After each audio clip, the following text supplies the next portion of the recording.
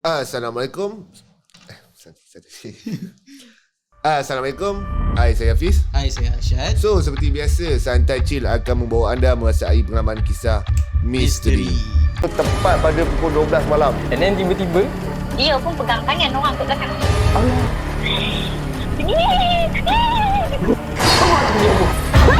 Kau tahu tak, aku nampak apa? kau nak mati ke? Dia menari tu dia terpanjang-panjang macam tu kan.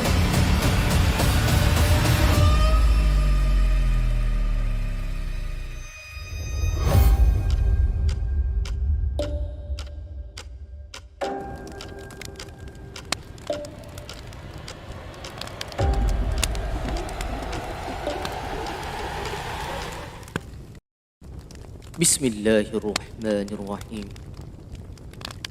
Innahu yarakum huwa wa qabiluhu min haythu la tarawnahum.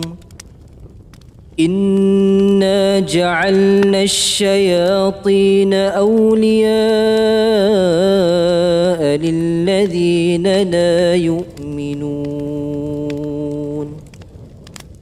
Sesungguhnya syaitan dan kaumnya melihat kamu dengan keadaan yang kamu tidak dapat melihat mereka. Sesungguhnya kami telah menjadikan syaitan-syaitan itu teman rapat bagi orang-orang yang tidak beriman. Okay guys, seperti yang kita tahu, malam-malam seram kita akan bawa tetamu jemputan Syad malam ni. Ya, betul. Okay Syad, sebelum tu Sebelum tu jangan lupa like, share dan subscribe. Okay, untuk siapa yang dah subscribe, terima kasih banyak-banyak. And then korang semua boleh juga join kita as a family Santai Chill, cuma dengan hanya RM5 sebulan saja, please. Okay. Okay, kita pun dah tak nak buang masa lah. Yep. Tapi mungkin korang masih tak kenal lagi yang sebelah aku ni. Sebelah aku ni Arsyad ya. Korang jangan tanya Syuk kat mana. Syuk ada. Tapi dia dekat belakang kamera ni. Yep. Sebabnya kita orang kekurangan kru. So terpaksa Syuk duduk di belakang tabir pula. Okay Syad, malam ini kalau kau tahu tetamu kita siapa guys? Ya, ada satu abang ni, sebab dia ni salah seorang storyteller juga, yang orang kata banyak cerita-cerita dia kat kita juga sebenarnya. Betul. So kita tak nak buang masa, kita perkenalkan diri dulu lah bang. Alright.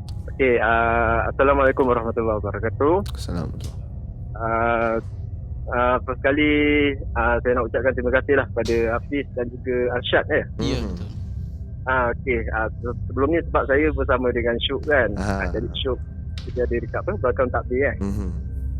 Alright, jadi saya sebenarnya dah lama sebenarnya. Mungkin peminat-peminat Santai Chill ni masih menunggu lagi part saya dan akhirnya saya muncul juga. Okay, so hari ini saya nak berkongsikan pengalaman yang bukan datang daripada saya, tapi pengalaman yang datang daripada akak saudara saya lah. Jadi di mana saya rasa agak menarik dan juga agak seram cerita dia ni. Untuk saya kongsikan dekat Santai Chill. Okay. So first kali saya perkenalkan, nama biasa saya panggil akak saudara saya ni, nama dia Kak Yana. Alright. Okay, tak silap saya tahun 2007 dia berkahwin. Jadi dia berkahwin tahun 2007. Lepas tu biasalah selepas kahwin ni dia orang decide untuk hidup berdikari kan. Dia ni dekat Melaka, dan suami dia pun time tu di Melaka juga. Jadi dia orang ni decide untuk hidup berdikari kan, jadi dia decide sebab suami dia ni bekerja di luar Melaka. Jadi dia orang decide untuk pindah lah luar daripada Melaka. Jadi selepas tu nama tempat yang saya nak ceritakan ni, saya tak bagi detail lah tempat. Saya just bagi nama tempat yang orang kata yang utama lah. Tempatnya Ceras. Di Ceras, sesuatu tempat dekat Ceras. Okey. Jadi dia menyewa dekat satu tempat ni, dekat flat dekat Ceras. Dekat flat ni ada beberapa blok lah. Berapa 4-5 blok macam tu. Okey, dia macam rumah flat ni biasanya kalau katakan dekat tempat-tempat lain kan, rumah dia berderet je kan. Maksudnya dia ada 4, 5, 6 biji buah rumah. Berderet je macam tu. Tapi rumah flat dia ni, dia hanya ada 2 rumah saja. Maknanya dia ada depan, ada belakang. Dia hanya ada 2 rumah. Dan dia ketinggian dia dalam 5 tingkat macam tu. So akak saudara saya ni dia duduk tingkat 4. Okey. First kali dia masuk dalam rumah tu, sebelum dia masuk tu, abang saudara saya ni dia dah duduk situ dululah. Masa dia bujang.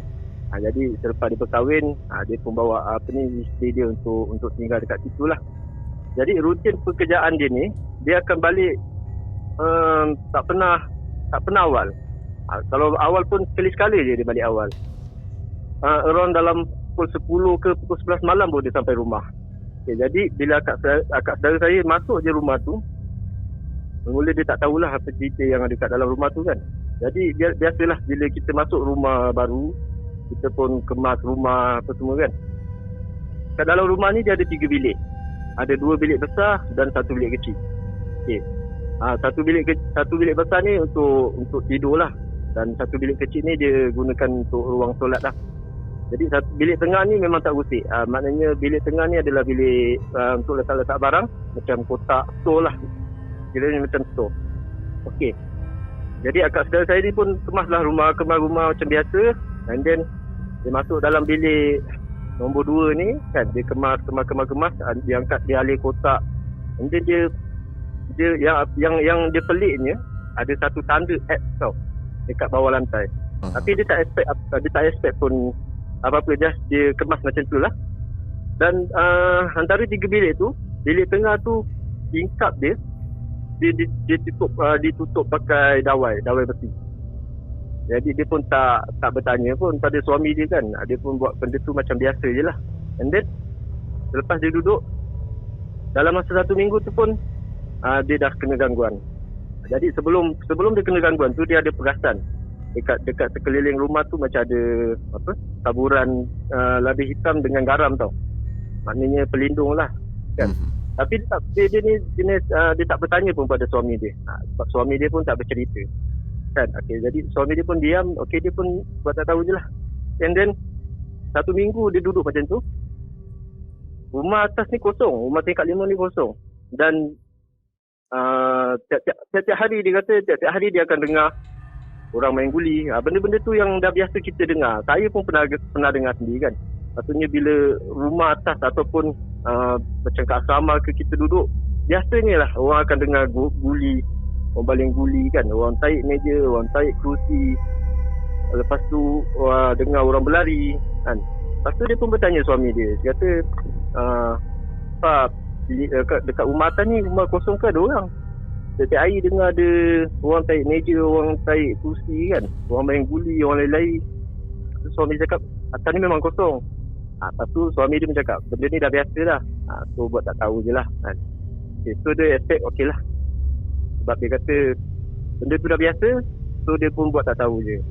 Jadi lepas 1 minggu tu sedikit demi sedikit lah gangguan yang diterima. Salah satunya, setiap hari dalam 1 minggu tu ada dalam 4-5 kali time dia tidur ataupun suami dia tak ada ke, suami dia pergi bekerja, setiap hari dia akan dengar flash jamban, flash bilik toilet ni akan terflash sendiri. 2-3 kali macam tu setiap hari. Kan nak kata rosak, dia check memang tak ada rosak, tak ada kerosakan pun. Tapi setiap hari dia akan dengar benda yang macam tu. Jadi untuk gangguan-gangguan macam ni, bagi dia rasa okey lah, dia tak ekstrim lagi kan gangguan dia. So dalam 1 bulan macam tu, sedikit demi sedikit gangguan tu makin lama makin keras lah. Salah satunya gangguan yang dia terima, ini tengah hari yang dia cerita pada saya, ini kejadian ni waktu tengah hari. Okay, waktu tengah hari dia, dekat rumah dia ni, belah dapur, dia tak ada tirai tau. Rumah flat ni dia tak ada tirai. Dia hanya pasang macam grill saja, macam jaring. Jadi angin bertiup daripada luar, kita dapat rasa lah daripada dalam. Dia just tutup pakai langsir saja. Satu hari tu, dia kata dalam pukul 1 lebih macam tu, dia tengah dekat dapur, tengah basuh pinggan macam tu, tiba-tiba dia terdengar Macam ada satu orang berlari dekat belakang dia. Macam sergah dia dekat belakang dia. Orang tu macam menjerit dekat telinga dia tau. Sebelah telinga dia orang tu menjerit macam boy. Sebelah telinga dia. Okay. Lepas tu bila dia dah rasa terus dia rasa telinga dia jadi sebu. Terus kepala dia rasa dia kata dia macam kepala dia tu macam jadi kembang. Sebab dia kata dia seorang je time tu. Kan? Ada orang menjerit, ada orang hoi kat belakang badan dia. Lepas tu dia toleh, tak ada. Dia terduduk. Dia kata dia terduduk, dia tersentak lah. Tak ada. Lepas tu selepas itu dia cerita dengan suami dia, memang rumah ni agak keras sikit lah, suami dia kata. Tapi so far tak ada gangguan-gangguan yang keras lagi. Suami dia kata macam tu. Mungkin dia kata suami dia ni nak sedapkan hati dia, mungkin macam tu lah. And then selepas ada gangguan-gangguan macam tu, dia akak saudara saya ni, selepas maghrib, lepas dia solat, dia akan duduk dekat penjuru sebelah TV, sebelah dinding. Dia akan duduk dekat situ sampailah suami dia balik. Antara pukul 11 ataupun pukul 12 malam. Dia akan duduk di situ. Maknanya dia akan siapkan segala makanan untuk makan malam suami dia. Dia akan siapkan dulu sebelum maghrib. Lepas tu dia akan duduk dekat situ sampailah suami dia balik. And then dia kata ada kejadian pelik lagi yang diganggu waktu dia tengah solat. Waktu dia tengah solat dekat dalam bilik dia nombor 3, bilik kecil. Biasalah kita kalau kita sujud kan, mata kita akan nampak kiri dan kanan kan. Masa dia tengah sujud tu, dia nampak ada satu kaki berlari. Kaki tu warna hitam. Kaki tu berlari. Okay. Ulang alik 2 kali. Tapi dia ternampak lah. Lepas tu dia masih teruskan sembahyang dia. Lepas dia habis sembahyang dia. Dan gangguan tu sentiasa lah. Maksudnya dia duduk dekat situ dalam 4-5 bulan.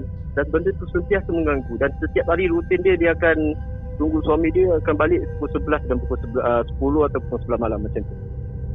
Okey, lepas tu yang gangguan yang dia kata yang dia tak boleh lupa kan. Okey,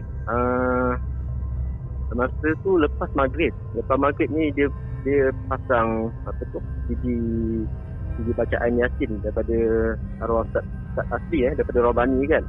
Okay, dia pasanglah bacaan Yasin tu. Bila dia tengah pasang, dia still lagi duduk dekat tepi penjuru TV tu, di dinding. Dia tengah pasang tu, benda bacaan tu belum habis lagi. Dalam 3-4 minit TV tu tertutup sendiri. Lepas tu dia pasang lagi sekali. Dia kata benda ni dah mula ganggu sebab dia dah tutup TV kan. Lepas tu dia pasang balik semula. Dia pasang lagi sekali 3-4 minit bacaan Yasin tu tengah berjalan kan. TV tu tertutup lagi. Tutup lagi sekali. Okay. Lepas tu kali ketiga dia pasang lagi. Dia kata tak apa, kita pasang lagi kan, dia kata macam tu. Dia pasang. Kali ni bukan TV je tutup, satu rumah dia tutup. Dia tutup plug switch utama tu. Okay. Stop. Lepas tu dia tak berfikir apa ni. Dia berlari, dia masuk dalam bilik, tutup pintu. Lepas tu dia kata tilam dia tidur ni, tilam dia lembut. Dia tarik tilam tu, dia serubung. Lepas tu dia call suami dia kan, cepat balik kan, takut ni. Dan akhirnya suami dia balik, suami dia buka. Lepas tu dia tak ada kena gangguan lagi lah. Dia just kena gangguan yang macam dia nampak kelibat macam tu. Dia kata alhamdulillah dia tak ditunjukkan fizikal kan, dia hanya kena gangguan-gangguan macam tu. Tapi bila suami dia balik and then dah tenang beberapa hari tu, suami dia bercerita lah, memang rumah ni keras kan, rumah ni memang keras sikit. And then ada beberapa gangguan juga yang diterima oleh suami dia. Salah satunya, dia orang tengah tidur. Akak saya dengan suami tengah tidur lah. Tiba-tiba dia terdengar satu ketukan dekat pintu luar lah, pintu utama. Okay. Pukul 2 pagi. Bila dia tersedar, dia bangun pukul 2 pagi. Jadi bila dia bangun, suami dia tengok, rupanya jiran sebelah. Jiran sebelah ni dia orang panggil Abang Ujang. Uh-huh. Jadi abang saudara saya ni dia pun cakap lah, bang, dah pukul 2 pagi ni, nak apa Lepas tu Abang Ujang tu pun cakap, teman aku isap rokok. Macam tu teman aku isap rokok je. Tu abang saudara saya ni pelawa, dia masuk. Jom lah masuk lepak dalam rumah. Lepas tu Abang Ujang ni dia punya reaksi lain daripada yang lain. Abang saya cakap, biasanya dia seorang yang suka bergurau kan. Dia jenis suka bergurau, dia jenis banyak cakap. Tapi malam tu abang saudara saya cakap, dia tak bercakap, dia tak banyak bercakap. Jadi Abang Ujang tu dia kata, tak apa lawan, kau temankan aku dekat luar. Okey, jadi okeylah, kita ukur kat luar. Abang tanya sepatah, dia jawab sepatah. Abang saudara saya tanya sepatah, habis je tak ukur sepatah. Abang Ujang tu kata, okey lawan, aku nak masuk rumah. Okeylah, abang saya ni pun tak expect lah. Tak expect apa-apa. Tapi masa nak masuk rumah tu, dia terpandang dekat rumah jiran dia, rumah Abang Ujang ni. Rumah Abang Ujang ni bermangga. Pintu dia bermangga. Okay. Tapi dia macam apa ni Abang Ujang ke apa. Tapi masa dia nak masuk rumah tu, Abang Ujang tu sempat pandang dia, senyum. Sempat pandang dia, senyum macam tu. Okay. Jadi dia macam dia tak expect apa ni kan. Habis dia pun tutup pintu, dia selak pintu apa semua, dia masuk dalam. Lepas tu dia terfikir, apa ni. Tapi dia tak ada pun dia call ke Abang Ujang ni kan. Tak apa, dia tunggu. Jadi keesokan harinya bila dia balik awal, keesokan hari tu dia balik awal sikit kerja, pukul 10 petang. Lepas tu dia jumpa Abang Ujang ni, tersempat Abang Ujang ni nak naik rumah lah. Lepas tu dia cakap dengan Abang Ujang, bang, malam kau ajak aku pergi tak okok pukul 2 pagi, gila-gila kan. Abang saya cakap macam tu lah. Lepas tu Abang Ujang kata, kau yang dah gila Wan, aku pukul 9 malam dah tidur, mana ada aku ajak kau esok okok pukul 2 pagi. Oh sudah. Okay. Macam tu abang saya wah. Habis siapa aku risau okok tu kan. Lepas tu Abang Ujang ni dia suka bergurau. Dia kata adalah benda yang ajak kau tu kan. Okey, lepas tu banyak tau dalam 4-5 bulan dia orang duduk ni, banyak kejadian. Dan yang paling pelik sekali kejadian, satu dia orang tengah tidur dalam bilik. Okey, dia dekat dalam rumah flat ni ada satu balkoni dekat luar. Balkoni tu dalam rumah lah kan. Tengah tidur ada anjing menyalak. Anjing dengar memang sangat kuat menyalak. Lepas tu dia betul-betul dia orang dengar anjing tu datang daripada balkoni tu. Balkoni tu dalam rumah. Anjing tu datang daripada balkoni tu. Lepas tu akak saudara saya pun dia pun cakap dengan suami dia, apa? Anjing macam dengar anjing dalam rumah ni. Kan mana boleh, kita dah tutup pintu dan mustahil lah kalau anjing tu nak naik tingkat 4. Lepas tu dia ada dalam rumah lagi kan. Lepas tu abang saya kata, tu betul juga tu. Dia orang keluar daripada bilik, anjing tu still menyalak lagi. Lepas tu dia orang buka je tirai tingkap tu dekat balkoni, terus senyap. Okay. So gangguan yang sangat banyak. Akak saudara saya ni pun dah tak tahan sangat. Jadi dia decide, dia kata bang, dah tak tahan lagi lah nak duduk dekat sini kan. Jadi dia kata dia nak balik Melaka balik lah. Okeylah, lepas tu dia orang decide nak balik Melaka. Dan akak saudara saya cakap, setiap minggu bila hari Jumaat je suami dia balik kerja, dia terus packing barang tu balik Melaka. Maknanya dia tak pernah berhari minggu dekat situ, dekat rumah tu. Tapi yang peliknya Abang Ujang setiap hari Minggu Abang Ujang akan call. Abang Ujang akan call dia orang. Abang Ujang akan cakap, Wan, rumah kau ni kau tak tutup lampu ke? Hari ni hari Sabtu. Rumah kau ni kau tak tutup lampu ke? Okay. Pesta dalam ni, TV buka, radio buka, lampu terang benderang. Lepas tu abang dia cakap, bang, mana dia tak pernah tutup? Memang tutup. Tu yang aku pelik tu, aku ingat kau dah balik, aku pun nak tutup pintu. Abang Ujang tu cakap lah. Setiap minggu dia seolah-olah macam berpesta lah, sebab tak ada abang saudara saya dengan akak saudara saya ni kan. Setiap minggu macam terang benderang. And then ada satu kejadian, dia orang balik hari Ahad malam, dia orang akan sampai dalam pukul 11, pukul 12 malam. And then laluan dia orang nak balik tu, daripada jalan dia orang akan nampak rumah dia orang tu. Dia nampak rumah dia orang terang benderang, lampu ada dia orang dah tutup dah. Jadi bila dia sampai park je kereta, dia naik atas, rumah dia tu gelap balik. Okay. Jadi setiap hari, setiap minggu macam tu. Jadi bila ada gangguan-gangguan macam tu, akak saudara saya pun dah decide untuk duduk Melaka. Dan ada, sebelum abang saudara saya ni dipindahkan ke Melaka kan, jadi dia ni pun adalah panggil abang saudara saya, beberapa lah abang saudara saya untuk teman dia. Okey, dan yang saya cakap yang rasa macam hantu ni ataupun makhluk halus ni gila lah. Salah satunya kejadian abang saudara saya ni sampai teman dia, and then abang saudara saya ni nak test lah. Abang saudara cakap abang saudara saya ni, dia bahasakan yang suami akak saudara saya ni cikgu. Jadi dia kata, cikgu, aku nak try lah semayang dekat bilik tengah ni kan.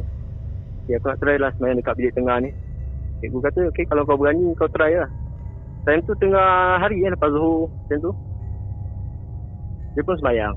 Lepas semayang, Yasin dia letak lah dekat sejadah. Lepas dah habis sembahyang tu, dia pun nak baca Yasin lah. Lepas dia baca Yasin, dia buka beberapa muka surat, Yasin kosong.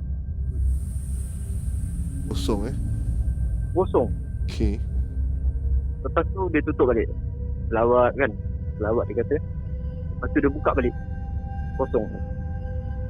Jadi dia decide dia keluar balik daripada bilik tu. Dia kata, cikgu aku tak tahan. Yasin pun dia boleh kosongkan. Ini memang bukan main-main lah. Dia kata ini memang kuat ni lah. Lepas tu cikgu kata, lepas tu yang abang saudara saya yang duduk rumah ni, dia kata, itulah aku pun, dia katalah aku pun bila ada gangguan-gangguan aku pun buat tak tahu je. Tapi ada kejadian yang jadi, yang dia kata dia pelik. Ada satu kejadian tu, pernah tak kalau katakan ciling kita bocor kan, macam hujan kan, air dia penitik ke bawah kan, kita dengar ada bunyi tap. Lepas tu abang saudara saya dia duduk dekat luar, kat ruang tamu, dia tidur. Dia dengar tap kat ciling kan. Dia kata dia dengar macam kat ciling. Lepas tu dia pandang, dia toleh. Dia kata ada darah yang daripada lantai dia naik up, nitik ke ciling. Dia terbalik. Maksud dia naik, dia bukan menurun. Dia bukan menurun, dia menaik. Okay. Tapi dia bunyi tap, darah. Lepas tu dia nampak keribat. Dia nampak keribat macam lembaga hitam lah, macam tu dia cakap. Lepas tu dia, ini bukan gila, ini gila, bukan kecil-kecil dia kata kan, ini memang gila lah. Dan banyaklah abang saudara saya lagi seorang yang pernah temankan dia. Dekat rumah tu ada game. Jadi sebelum nak tidur kat ruang tamu tu, abang saudara saya perasan lah, cikgu ni dia perasan abang saudara saya ni tengah main game. Lepas tu dia pun buat tak tahu, dia tidur. Lepas tu dia bangun, dia nak pergi toilet lah. Cikgu ni dia nak pergi toilet. Kalau dia pergi toilet, dia keluar balik, dia tengok abang saudara saya yang tengah main game ni tengah tidur berserubung. Okay. Lepas tu dia kejut abang saudara saya. Ken, kau main game ke tadi? Mana ada cikgu, aku tengah tidur ni, mana ada aku main game kan. Mana benda-benda macam ni kat rumah ni dia kelibat-kelibat macam tu tau. Dia menyerupai, lepas tu dia ada kelibat-kelibat, lepas tu usik-usikkan macam tu lah. Benda-benda macam tu. And then bila akak saudara saya dah balik Melaka, cerita tu sebenarnya tak habis kat situ. Okey, jadi bila dia sampai kat Melaka, dia decide untuk jumpa satu ustaz ataupun orang panggil babah, arwah ni, arwah babah. Jadi dia kata akak saudara saya, dia pergi dengan sepupu dia lagi seorang, akak saudara saya juga. Dia kata dia nak minta lah macam air naik semangat kan, air penawar macam tu lah. Jadi babah ni kata, okey lah kau datang dekat tempat ni, aku ada berubat kat sini. Dia kata, okey lah.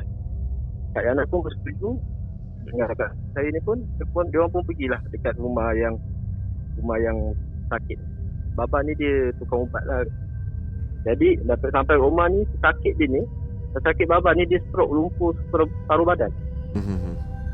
Okey, jadi bila Kak Yana ni masuk je rumah, stroke lah, lumpuh separuh badan tu, terus dia cakap. Okey, apa yang dia cakap? Dia cakap, kau ni, kau masuk-masuk, kau datang rumah orang, kau buat tak tahu, kau kemas, kau angkat kotak, kau sapu sampah, kau tak hormat langsung tuan rumah ni Yang stroke tu cakap. Okay. Akak saudara saya time tu, dia kata, ya Allah. Tapi dalam keadaan mulut-mulut yang sengit tau. Dia cakap dalam keadaan mulut yang sengit. Macam orang stroke cakap kan, macam dia macam pelak-pelak sikit kan.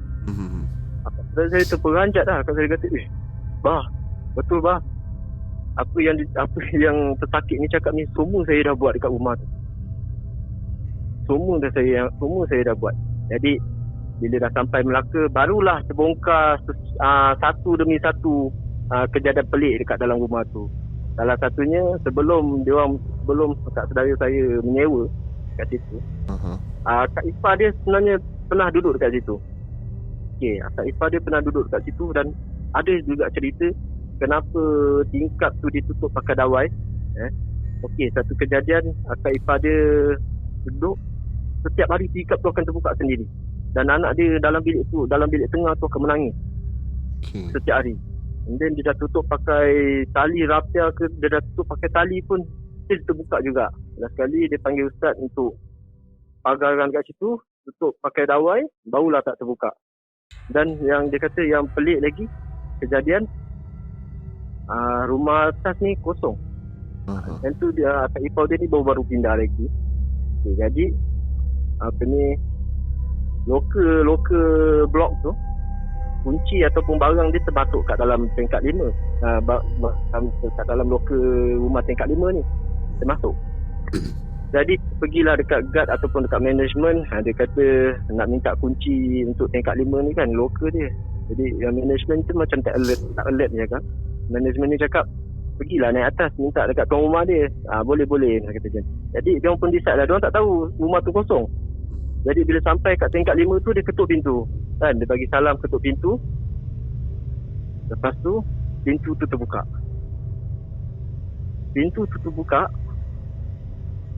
Dia nampak ada satu perempuan tengah jengah kat dia. Rambut dia paras-paras bahu, Muka pucat, rambut paras-paras bahu.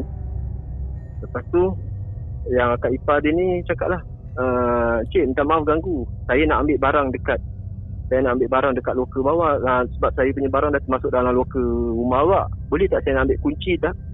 Lepas tu benda tu cakap, pergilah ambil. Tak kunci pun. Lepas dia cakap macam tu, dia tutup, dentumkan pintu. Dia kata, Kak Ifah dia ni cakap, nak apa ni, marah ke kan? Aku cakap macam tu je. Lepas tu bila dia turun balik, dia tersempak dengan Abang Ujang. Abang Ujang ni dia dah beberapa tahun dah duduk tent tu. Jadi Abang Ujang, lepas tu dia cakap, bang, orang atas tu kenapa bang? Asyik macam marah je, saya punya barang dah termasuk dalam lokal dia. Saya pergi rumah dia nak minta. Abang Ujang tu terdiam. Abang Ujang tu kata, kau gila ke? Rumah atas tu kosong, mana ada orang? Bang, ya Allah, betul ke bang? Saya serius, saya nampak perempuan tapi muka dia pucat lah. Dia kata kan, pakai baju putih, rambut para bahu. Saya tegur bang dia, saya nak minta kunci. Kata, kau jangan main, rumah atas tu memang dah lama kosong. Mana ada orang? Tak ada orang langsung pun. Lepas tu dia dah rasa seram terjuk lah time tu kan. Lepas tu dia buat tak tahu, dia masuk rumah, dia dah cerita dengan suami dia. Lepas tu dia kata malam tu memang berpesta lah kat rumah atas. Tengok orang berlari, tengok macam-macam lah kan. Macam-macam ni lah tengok. Jadi lepas dah kejadian akak saudara saya dengan abang saudara saya ni, diorang dah decide balik Melaka. Lepas dah kejadian tu, lepas dah semua gangguan tu, dia nak pulangkan kunci pada owner ni. Owner dia ni berbangsa India lah. Jadi India ni, owner ni cakap, you kenapa you orang tak nak duduk sini lagi kan? Lepas tu abang saya pun jujur lah cakap, tak tahan lah, rumah ni banyak gangguan lah kan. You, lepas tu abang saya tanya balik pada owner tu, you pula kenapa you tak nak duduk sini? Saya tak nak lah duduk sini, saya bunuh diri lah kat sini.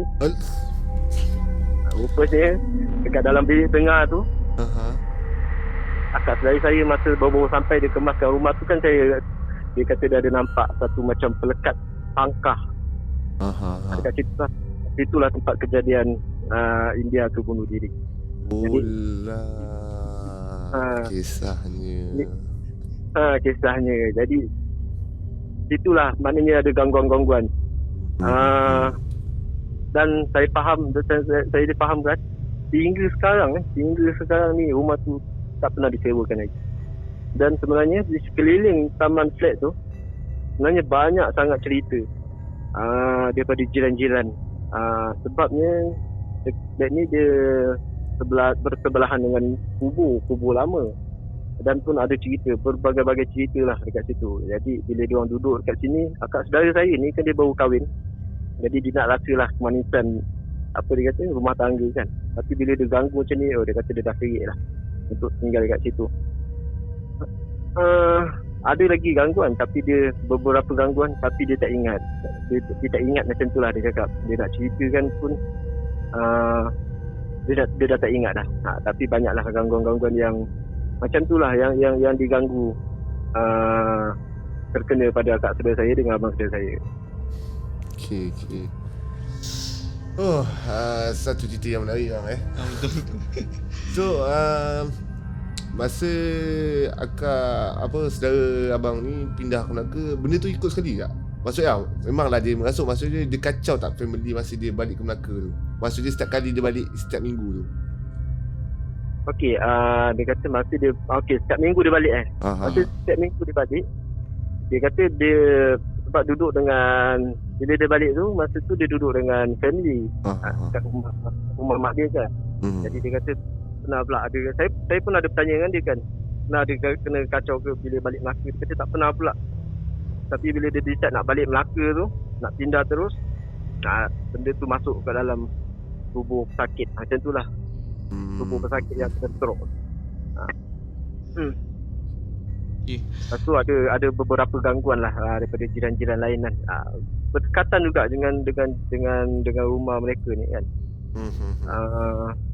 Salah satunya yang top dekat situ, orang panggil Kak Pon Kak Pon. Pernah jadi satu kes dekat situ, kawasan flat tu. Satu brother ni dia basuh motor malam. Pukul 2 pagi, 3 pagi macam tu dia basuh motor. Dia tengah-tengah basuh motor tu, dia tengah siram air je kat motor dia kan. Dia nak basuh dekat situ, dia nampak Kak Pon tu, Pontianak tu tengah penggik atas motor dia, pandang nilai. Okay. Lepas tu dia pengsan, dia tak sedar.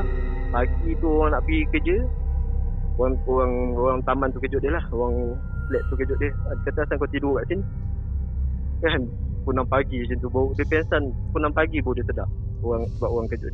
Banyak-banyak lagi lah kejadian-kejadian pelik. Salah satunya dekat perumahan, dekat kuburan tu dulu ada satu perumahan, ada satu pondok. Okey, dekat pondok ni biasanya kalau orang yang tak biasa dekat situ, biasanya akan kena ganggu lah. Jadi bila orang yang dah biasa ni, dia akan buat tak tahu je. Gangguan dia ialah dia akan nampak ada satu perempuan bersama dengan beberapa orang anak dia nak minta tumpang. Jadi siapa yang tumpangkan tu, dia akan ikut sampai balik rumah. Dia akan ganggu sampai dia balik rumah, dengar orang budak berlari, dengar perempuan menangis. Dan jiran-jiran lama dekat situ cakap, kawasan kubur tu, sebelum dijadikan kawasan kubur, situ dulu ada perumahan. Dan pernah jadi kejadian rumah terbakar dekat situ, hangus, dan mengorbankan beberapa keluarga lah dekat situ kan. Jadi kejadian macam tu lah. Maksudnya dekat flat tu memang sangat-sangat keras. Okey, satu lagi bang. Yang masa sakit stroke tu kena rasuk, benda yang masuk tu ialah macam sebelum ni abang cerita yang menggantungkan diri tu adalah berbangsa India. Yang masuk dalam badan pesakit stroke tu berbangsa India ke? Bahasa dia. Okey. Apa yang saya fahamkan daripada cerita kat saudara saya ni, dia tak sebut pun berbahasa India ataupun tidak. Tapi dia just sebut dia macam bagi teguran tau. Dia macam bagi teguran pada akak saudara saya. Dia macam yang saya cakap lah. Dia kata kau dah masuk rumah orang, kau kemas, kau angkat kotak, kau alihkan barang, kau buat macam rumah kau sendiri, langsung kau tak hormat orang. Benda tu macam tegur dia lah, macam bagi dia teguran. Jadi yang tukang berubat ni, arwah baba ni cakap, baba tak ada cakap apa-apa pun lagi tapi dia dah buka cerita. Lepas tu baba pun cakap lah, kau ada buat ke Yana? Pada kemas-kemaskan baru. Memanglah Fah, kita masuk rumah baru kan, memanglah kita nak kemaskan rumah. Jadi kita tak expect pun benda bukan-bukan kita kemas. Dia nak kat saya kata, time tu lelah dia jejakkan kaki, dia duduk kat situ dalam 4-5 bulan macam tu, dia dah nak duduk lah. Kiranya bang, sepanjang dia duduk kat sana 4-5 bulan tu, dia ada macam minta rawatan daripada ustaz ke ataupun sesiapa lah masa dia duduk sana untuk datang pagar rumah tu ke? Okay, sebenarnya dia kata ada. And then dah disediakan dah pun. Macam saya cakap tadi, kakak saya masuk awal-awal dia dah perasan dekat tepi-tepi penjuru ada garam dengan labi hitam kan. Maknanya dah berpagar lah. Tapi still ada gangguan lagi. Yang pelik ni still ada gangguan lagi. Dan itulah yang paling Okay, teruskan. yang paling orang kata apa? Mungkin iblis ke setan kita tak tahu kan. Tapi yalah, sampai dia boleh kosongkan yasin. Maknanya kena yang betul-betul power lah kalau nak berubat dekat rumah tu. So kiranya macam akak saudara tu kan, dia macam jiran sekeliling tak ada bercerita ke, ataupun abang saudara bertanya ke dekat jiran-jiran sekeliling rumah ni apa kejadian sebelum ni?